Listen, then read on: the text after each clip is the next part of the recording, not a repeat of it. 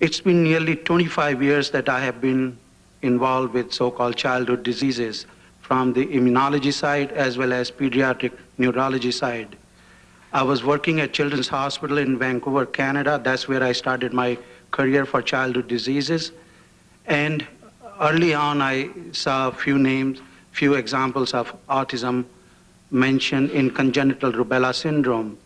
It was a fascinating observation because at that time, I was very, very excited about the research of virus infections and nervous system disorders. Very early on, I wanted to study myelination problem in the brain. Now, you will say, what is myelination? It is one of the most critical events in the nervous system development, that this process has to be nurtured very, very carefully. So what we are finding is autoantibodies. Autoantibodies are the hallmark of autoimmune process. It's like if you have an autoimmune process, you're going to have autoantibodies. But those autoantibodies, if you have them against an organ which is affected in a disease, in autism, what would be? That would be brain. So we are finding autoantibodies. I have a chart here to show you, first chart, that dark bar on the right-hand side, it is reaching a percentage of about 80–85% positive. I know there are people, especially who are funded by NIH or they are funded by CDC, they continue to have no mention at all of this so-called immunology research or autoimmunity research. I've been invited by the NIH panel. I've made 2 trips to NIH panels. I made a visit to Institute of Medicine, National Academy of Science, about 1.5 years, 2 years ago.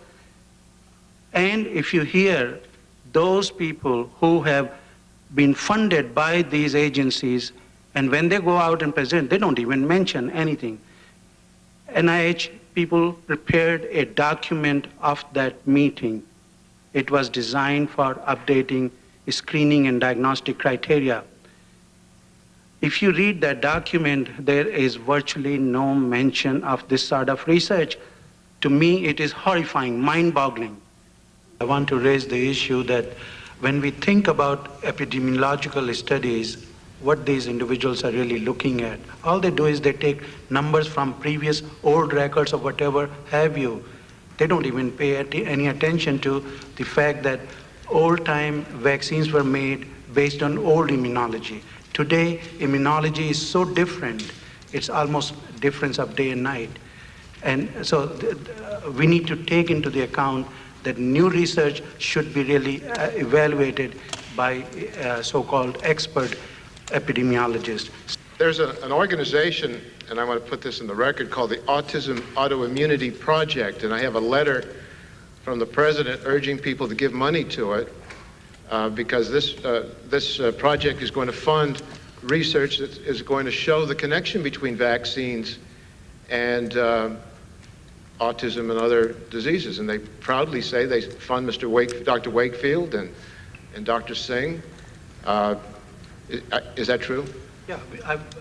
It's true, Dr. Singh? Yes, I just received some money from that foundation about 2 months ago. My research is going on this issue for the last 15 years. Yeah.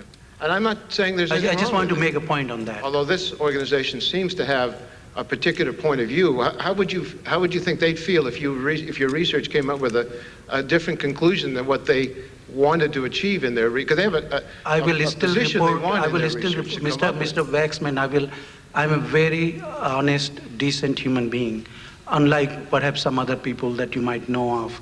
I can tell you that if I found a connection which was not existent, or if my results did not support what this foundation wanted, I will even return the money to that foundation. Even though they want to prove. They never asked me to do any research. You're an independent scientist and you have integrity. What just answer yes or no, because I do want to ask.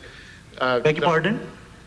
Please repeat. My question to you is, they have a point of view, but they fund you, you have integrity, and you're going to do your work based on science. Is that your answer?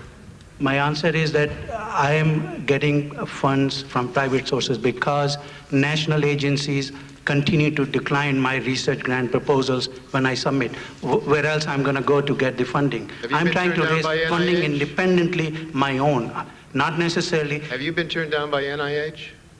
3 times. I have attempted 3 times. I've written grants. NIH has not given me a single dime. I want just Dr. Wakefield to be able to answer the same question very briefly. Dr. Wakefield, you acknowledge you receive money. Do you feel that that in any way raises expectations that your research would come out with the result that this organization wants? We are funded to test hypotheses, and we present the data whether the hypothesis was correct or not, and we have done that. We've gone on record as doing it. We published negative studies in association with measles and Crohn's disease. That doesn't mean it's not there. It means that our hypothesis was wrong in terms of we could not find it using the technology. So we have gone on record as publishing both positive and negative data.